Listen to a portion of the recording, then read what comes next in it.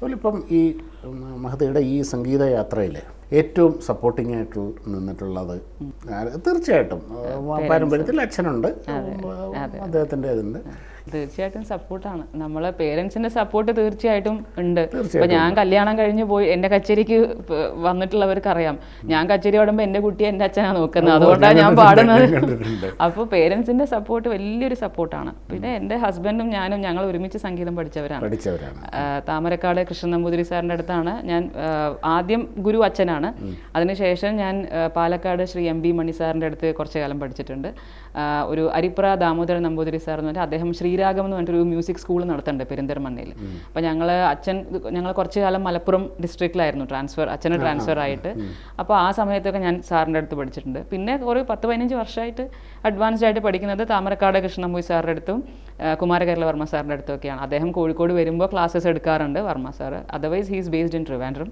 So അങ്ങനെയാണ് പഠിക്കുക. അപ്പോൾ ഞങ്ങൾ ഒരുമിച്ചാണ് സംഗീതം പഠിച്ചത്. അപ്പം ഞങ്ങൾ തമ്മിൽ വലിയ ഏജ് ഡിഫറൻസും വലിയ ഡിഫറൻസ് ഇല്ല. പുള്ളി കാലിക്കറ്റ് NIT പഠിച്ചത്, ഞാൻ കോഴിക്കോട് തന്നെയാണ് BTech ചെയ്തത്.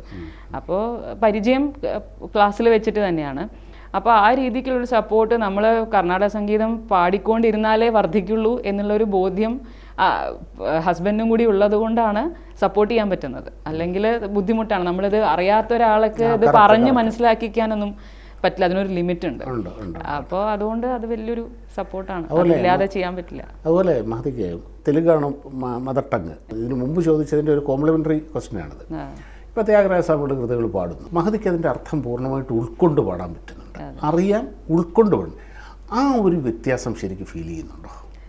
ഫീൽ ചെയ്യുന്നുണ്ട്. കാരണം ലിറ്ററേച്ചർ പാട്ട് നമുക്ക് ഇപ്പം നമ്മൾ മലയാളം പാട്ട് നമ്മൾ മലയാളികൾ ആസ്വദിക്കുന്ന പോലെ വേറൊരു ഭാഷ അറിയാത്ത ഒരാൾക്ക് എത്ര ആസ്വദിക്കാൻ പറ്റും?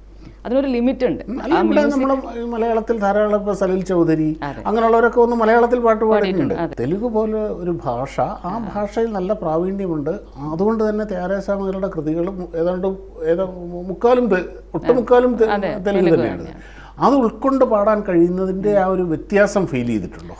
വ്യത്യാസം, അതായത് എനിക്കിപ്പം എന്തെങ്കിലും അർത്ഥം, എന്തെങ്കിലും സാഹിത്യത്തിലൊരു ക്ലാഷ് വന്നു കഴിഞ്ഞാൽ, അല്ലെങ്കിൽ ഇത് ഇങ്ങനെയാണോ എന്നൊരു സംശയം വന്നു കഴിഞ്ഞാൽ, അങ്ങനെ ചിലപ്പോൾ നമ്മൾ പഠിപ്പിക്കുന്ന, ഇപ്പോൾ അതായത് നമ്മൾ പഠിക്കുന്ന സാഹിത്യം ചിലപ്പോൾ എന്തെങ്കിലും മിസ്റ്റേക്സ് ഉണ്ടെങ്കിൽ എൻ്റെ അടുത്ത് വളരെ ലീഡിങ് ആയിട്ട് പാടിക്കൊണ്ടിരിക്കുന്ന മ്യൂസീഷ്യൻസ് പോലും എൻ്റെ അടുത്ത് ചോദിക്കാറുണ്ട്, ഈ സാഹിത്യം ഇങ്ങനെ തന്നെയാണോ എന്ന് ചോദിക്കാൻ. കാരണം നമുക്കൊരിക്കലും എന്താ പറയുക, നമ്മളിപ്പോൾ എനിക്ക് ബാംഗ്ലൂരിൽ ഒരു കച്ചേരി ഉണ്ടെന്ന് വിചാരിക്കുക, ഞാൻ അവിടെ പോയിട്ട് ഒരു പുരന്ദരദാസർ കൃതി പാടണമെങ്കിൽ അവരുടെ ഭാഷ അവിടെ പോയി തെറ്റിച്ച് പാടിയിട്ട് അവരത് ആസ്വദിക്കണമെന്ന് എക്സ്പെക്ട് ചെയ്യുന്നത് ശരിയല്ലല്ലോ.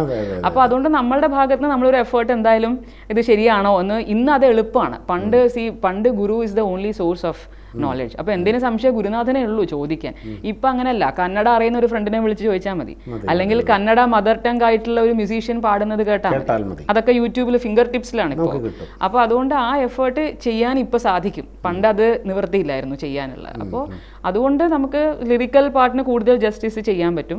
പിന്നെ ഭാഷ അറിയുന്നവർക്ക് ഉണ്ടാവുന്ന അനുഭൂതി വേറെ ലെവലിലാണ്. അതാണ്. പിന്നെ എന്താണെന്ന് വെച്ചാൽ സ്പിരിച്വൽ കണ്ടന്റ് ആണ് ഏറ്റവും കൂടുതൽ, പ്രത്യേകിച്ചും ത്യാഗരാജ കൃതികളിൽ നമ്മൾ കേൾക്കുന്നത്. എല്ലാവരും ഭക്തന്മാരായിരുന്നു, അവരൊക്കെ പാടിയിരുന്നത് ഭക്തിയോടുകൂടിയായിരുന്നു, ഉപാസകരുമായിരുന്നു. പക്ഷേ സ്പിരിച്വൽ കണ്ടന്റ് ഞാൻ ഉദ്ദേശിക്കുന്നത് ഈ ഭാഗവത വേദങ്ങളിലും ഉപനിഷത്തുകളും ഭാഗവതത്തിലും ഒക്കെ ഉള്ളതിൻ്റെ സാരമാണ്, സമ്മറി അല്ലെങ്കിൽ അതിൻ്റെ എസെൻസാണ് ത്യാഗരാജസ്വാമികൾ വളരെ സിമ്പിളായിട്ടുള്ള ഭാഷയിൽ തെലുങ്കിൽ രചിച്ചിട്ടുള്ളത്. അപ്പോൾ നമുക്ക് ത്യാഗരാജ കൃതി വായിച്ചാൽ തന്നെ സന്തോഷമാണ്. പാടണമെന്നും കൂടിയില്ല, കേൾക്കാനോ വായിക്കാനോ പറ്റുന്നത് തന്നെ വലിയൊരു സന്തോഷമുള്ള കാര്യം. ഇത്ര ലെജിബിൾ ആയിട്ട്, ഇത്ര ക്ലിയർ ആയിട്ട്, വളരെ സാഹിത്യ സമ്പന്ന, സംഗീത സമ്പന്നം എന്നുള്ളത് പോലെ തന്നെ സാഹിത്യ സമ്പന്നമാണ്. അതെ. അപ്പൊ അതുകൊണ്ട് ആ സ്പിരിച്വൽ, ഇപ്പം മനസാമർഥ്യമേമി എന്നൊരു കൃതിയുണ്ട്, വർദ്ധിനി എന്നുള്ള രാഗമാണ്, കുറച്ച് റെയർ ആയിട്ടുള്ള രാഗമാണ്. അപ്പോൾ മനസാമർഥ്യമേമി എന്ന് പറഞ്ഞാൽ സാമർഥ്യം എന്ന് പറഞ്ഞാൽ നമ്മൾ മലയാളത്തിൽ ഓവർ സ്മാർട്ടാണ്, അവന് ഭയങ്കര സാമർഥ്യമാണെന്ന് പറഞ്ഞാൽ ഓവർ സ്മാർട്ടാണെന്നാണ് നമ്മൾ മനസ്സിലാക്കുന്നത്. പക്ഷെ സമർത്ഥൻ എന്നുള്ള വാക്കെന്നാണ് സാമർഥ്യം, അപ്പം കാര്യപ്രാപ്തി എന്നുള്ളത് ആണ്. അപ്പോൾ മനസാമർഥ്യമേമി എന്നുള്ള കൃതിയിൽ പറയുന്നത് എൻ്റെ കൺട്രോൾ എത്രത്തോളം, അല്ലെങ്കിൽ എൻ്റെ കേമത്വം എത്രത്തോളം ഉണ്ട് എൻ്റെ ലൈഫിൽ നടക്കുന്ന കാര്യങ്ങൾക്ക്. ഒന്നുമില്ല. അതൊക്കെ കർമ്മഫലം എങ്ങനെയാണോ അങ്ങനെ വരുള്ളൂ. ഇപ്പോൾ ഈ അഹമ്മദാബാദിൽ ഒരു എയർ ക്രാഷ് നടന്നില്ലേ, 300ഓളം ആൾക്കാരുണ്ടായിരുന്നു. അതിൽ ബോഡി കണ്ടാൽ തിരിച്ചു അറിയാത്ത ലെവലിലെ ബോഡീസ് കണ്ടെത്തിയിരുന്നു. ഒരാൾ വെറുതെ പരിക്ക് പറ്റിയ പോലെ പൊടിയും തട്ടി ഫോണും തന്നെ സംസാരിച്ചുകൊണ്ട് പോയി. വേറൊരു സ്ത്രീ അവർ ബോർഡിംഗ് ഗേറ്റ് ക്ലോസ് ചെയ്തു, കയറാൻ സമ്മതിച്ചില്ല എന്ന് പറഞ്ഞ് അടി ഉണ്ടാക്കിയിട്ട് ഇറങ്ങിപ്പോയി. എയർപോർട്ടിൻ്റെ പുറത്തിറക്കുമ്പോഴേക്കും ഫ്ലൈറ്റ് ക്രാഷ്. ഇത് ഈ പ്ലെയിനിലുള്ള ആൾക്കാർക്ക് പരിക്ക് പറ്റിയെന്ന് പറഞ്ഞാൽ നമുക്ക് മനസ്സിലാക്കാം. ഇത് പോയി വീണത് MBBS ഹോസ്റ്റലിൽ പഠിക്കുന്ന കുട്ടികളുടെ ഹോസ്റ്റലിൽ. അവരെന്ത് പഠിച്ചു? അവർ എത്രയോ കഷ്ടപ്പെട്ടിട്ടാണ് MDSന്റെ സീറ്റ് കിട്ടുന്നത്. അവരുടെ അച്ഛനമ്മമാർക്ക് എത്രയോ പ്രതീക്ഷകളാണ്, അതൊക്കെ പോയി. അപ്പോൾ നടക്കുന്ന കാര്യങ്ങളോട് നമുക്ക് എങ്ങനെ റിയാക്ട് ചെയ്യാം എന്നുള്ളത് നമ്മുടെ കയ്യിലാണ്. പക്ഷേ നടക്കുന്ന കാര്യങ്ങളുടെ മുകളിൽ നമ്മുടെ കൺട്രോളൊന്നുമില്ല. അപ്പോൾ മനസാമർഥ്യമേമി എന്നുള്ള കൃതിയിൽ പറയുന്നത് ശ്രീരാമന് പട്ടാഭിഷേകം ചെയ്യാൻ പോകുന്നു എന്നറിഞ്ഞിട്ട് ആദ്യം ഏറ്റവും അധികം സന്തോഷിച്ചത് കൈകേയിയാണ്. കുറച്ച് മണിക്കൂർ കൊണ്ടാണ് ഈ ട്വിസ്റ്റ് മൊത്തം ഉണ്ടായത്.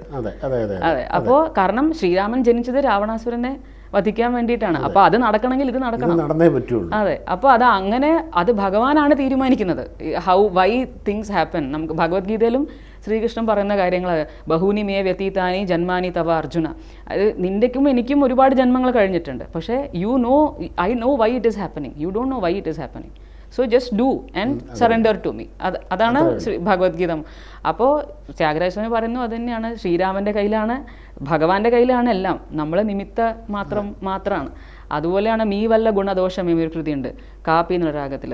മീ വല്ല ഗുണദോഷമേ മീ കൃതിയുണ്ട്. അതിൻ്റെ ഗുണദോഷങ്ങൾ നമ്മൾ ലൈഫിൽ നടക്കുന്ന ബിറ്റർ ആയിട്ടുള്ളതാണെങ്കിലും സ്വീറ്റ് ആയിട്ടുള്ള എക്സ്പീരിയൻസ് ആണെങ്കിലും അതിനൊക്കെ കാരണം ഭഗവാൻ എന്ന് പറഞ്ഞിട്ട് ഒരാൾ ഇരുന്നിട്ട് എഴുതുകയല്ല. ഇത് നമ്മൾ ചെയ്തു കൂട്ടിയതിൻ്റെ ബാക്കിയാണ് നമ്മൾ അനുഭവിക്കുന്നത്. നമ്മുടെ വിധി നമ്മൾ തന്നെ എഴുതി എന്നുള്ളത് അതാണ്. അപ്പോൾ ഇങ്ങനത്തെ ഒരുപാട് പലപ്പോഴും വായിക്കുമ്പോൾ തോന്നിയിട്ടുണ്ട് these are not just music lessons, they are life lessons through music lessons. അപ്പോൾ അത്രയും വലിയ കണ്ടന്റ് അതിൻ്റെ അകത്ത് സ്പിരിച്വൽ സൈഡ് നോക്കിയാലും അതിൻ്റെ അകത്ത് ഉണ്ട്. At the same time music ലെസൺസും ഉണ്ട്. ഇപ്പോൾ വർദ്ധിനി എന്നുള്ള രാഗം റെയർ ആയിട്ടുള്ള രാഗമാണ്. അതിൽ ത്യാഗരാജകൃതി ഈ കൃതി മാത്രമേ ഉള്ളൂ. വേറെ ആരും അങ്ങനെ വർദ്ധിനി രാഗം പ്രയോഗിച്ച് കേട്ടിട്ടില്ല.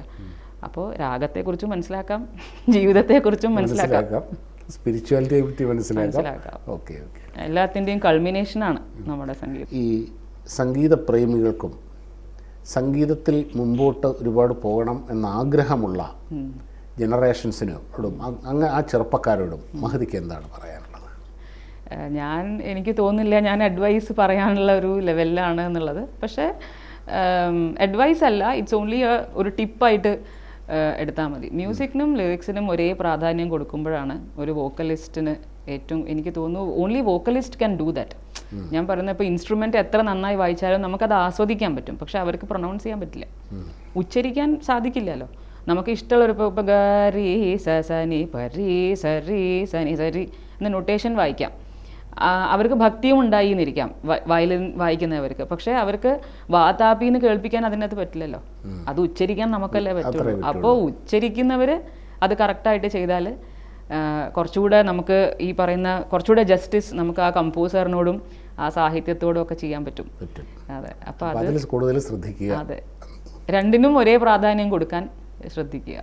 സംഗീതത്തിൻ്റെ വഴിയിൽ ഇനിയും ഒരുപാട് നേട്ടങ്ങൾ സ്വന്തമാക്കാൻ, അങ്ങനെ നമ്മുടെ വരും തലമുറയ്ക്ക് വലിയൊരു മാതൃകയാകാനും മഹതിക്ക് കഴിയട്ടെ എന്ന് ആശംസിക്കുന്നു.